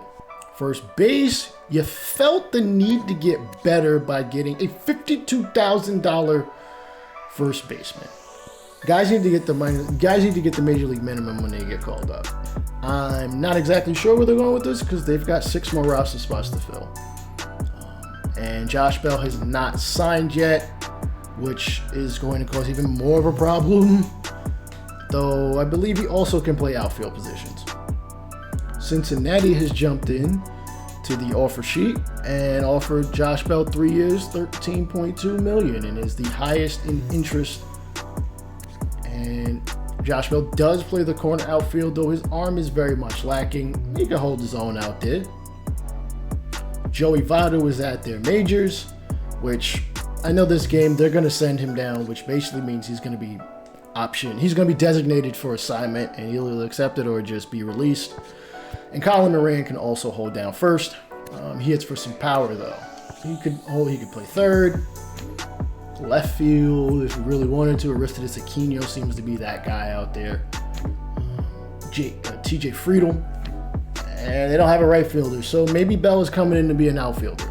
For those of you that know, if you've been subscribed or follow this channel in any way, shape, or form, you know I'm doing the Toronto Blue Jays franchise. George Springer, he's got 4 years, $100 million left. He's 32, he'll be 33 in this offseason. I don't think they would trade him right now. I think they'd start to wait till his production went down a little more. Remember, he usually tends to get hurt from time to time. Maybe they figure, hey, we paying these pitchers so much, Gossman, Ryu, Berrios, you're paying guys, in the started pitcher end that you want to try to cut some costs on the, position player end. I don't think this is it, Chief. You traded for Garrett Mitchell and Victor Castaneda, these guys are fine. This is ridiculous. Stop making the AI make moves to make moves. The AI shouldn't always be making moves to get cheap, because the funny thing is, they make moves to lower their payroll and then come right back and just jack it all up again. That's why nobody has payroll a couple of years out. This is why people do 30-team control, which kills the immersion because you have to deal with it. You got to deal with their roster setup, 40-man roster. You got to deal with, their pitching staff. But there's no injuries, there's no trades. You can make the trade yourself, but I didn't jump in the franchise to make the moves for the AI. I wanted a challenge against the AI. I want to be challenged. Stop with this garbage. You got teams out here just setting themselves up for failure, not even 2 years down the line. The Cubs scooped in and snatched him away from the Orioles. I don't understand. I don't understand any of this shit. They weren't even on the interest meter at all. I kept looking and looking and looking. Nope, just snatched up out of nowhere. He's their first baseman, though I could have sworn they had somebody else. Maybe the guy I'm thinking of. Patrick Winston. No. Yeah, I thought he was their first baseman. I guess he plays third. They're over. They have too many guys on that active roster, but they're getting ready to go into spring training, or really arbitration soon, so it should all shake out. 4 roster spots left. They signed Evan Longoria to a 1-year deal. Jason Vossler, Daniel Montesino, and Olivier Basabe. 2 of these deals are minor league deals. Fine. You had 88, you needed to add 2 more on the roster. Cool. Did you really need Evan Longoria at the major? I mean, he can hit lefties. But Orioles already does that. All right, fine. I'm not going to pick this one apart. Whatever. I mean, the problem is he's going to get... I already know what's going to... Oh, wow. How does he have How does he have any minor league options available? Okay, I know what's going to happen. He's going to go into the season. He's going to get sent down. At some point, it might be early, he's going to get sent down. Actually, yeah, he's going to get sent down early. One of these 2 dudes are going to be replacing him. He's going to sit in the minors and wither away till the end of the year. He'll fall off, or he might just get outright released, as you saw Rene Rivera. He got signed, released the same day, signed, released again, signed, and then released at the end of the year. Because this game has no regard for any of this. Ain't nobody in their right mind gonna go re-sign with the same team unless they're really desperate for that money. And the Orioles re-signed Rene Rivera 3 times. We're a couple of days from the beginning of spring training, and this guy still hasn't signed his contract. I really feel like they lowballed the hell out of him. Let's see.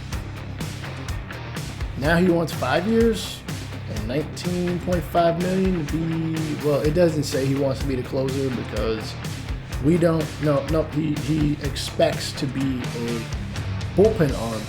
Doesn't care about the team quality or the coaching staff or the region. I don't know why. Those seem like semi-important things. The coaching staff and team quality. Region, You're a baseball player, bro. If you miss home, that sounds like something you should be putting into your contract, or like some guys have it where in their contract they can get a couple ticket packages for their family to come, and they can see them, especially international players. Giancarlo Stanton, he's not international, but I'm very sure he's got that in his contract. But anyways, this team is in danger of losing the best reliever they have. Tyler Wells still has not signed his contract. He has a renewal deal. If he does not sign, they lose him just to free agency in general. I hope they re-sign him. They have 23 roster spots. They have 23 roster spots with 3 open. And budget-wise, if I'm understanding this correctly, they have $98 million or whatever. They're not paying a lot of guys. Highest paid player is John Means, $4.3 million. You mean to tell me you can't re-sign this guy? You can't offer Mr. Wells a little more money? All right, it was February 28th. It is now magically February 26th. How hard is it to just to attach a proper schedule to the rest of this? It's not that difficult, in my opinion. If franchise has no limit, like we all know the MLB the Show franchise does not, 2K has a limit, I think it's like 90 years, and Madden has a limit, which is 30, which is not enough time given how long a lot of these quarterbacks play. Shit, you can have 2 quarterbacks throughout an entire 30-year franchise. It's neither here nor there. You mean to tell me you couldn't this should be the 26th, it was the 28th, like I didn't manipulate this video in any way, this is just how it is if you've played long enough. If the offer on the table was $3.9 million, how the hell did he sign for $740,000? I get it was a renewal year and that he couldn't make more. He couldn't make less than 80%. But the team offered him more. I didn't. The AI did. They offered him more. It would make sense for him to take that contract if he's not looking to leave. We had 88 players. We were waiting for one more. We finally got him back. We should be at 89. Somehow we have magically come up with 3 phantom players. We're at 93. I couldn't even tell you who the hell they were. Like, I really couldn't. I would attempt to go through another spring training and see how things are going to wrap up, but I'm going to need y'all to smash this like button. Hell, just give me 10. Give me 10 likes. I will save this, and if you want me to go through a second year, I will do that. With that being said, man, I think I'm going to release this in multiple parts. We'll see. I'll let y'all later. Peace.